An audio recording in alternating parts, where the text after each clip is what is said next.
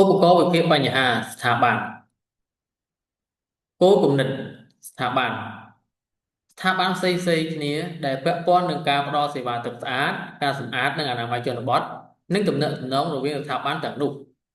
ស្ថាប័នសំខាន់រួមមានរដ្ឋាភិបាលថ្នាក់ជាតិនិងថ្នាក់ក្រោមជាតិអ្នកផ្ដល់សេវាអាជ្ញាធរដែលជាអ្នកផ្ដល់សេវានិយត្តករនិងអ្នកប្រើប្រាស់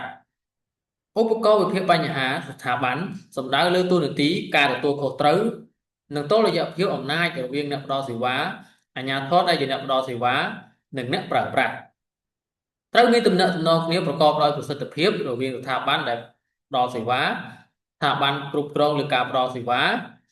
អាជ្ញាធរដែលជាអ្នកផ្ដល់សេវាឬនិយត្តករនិងអ្នកប្រើប្រាស់សេវាទឹកស្អាតការសម្អាតនិងអនាម័យជនបទ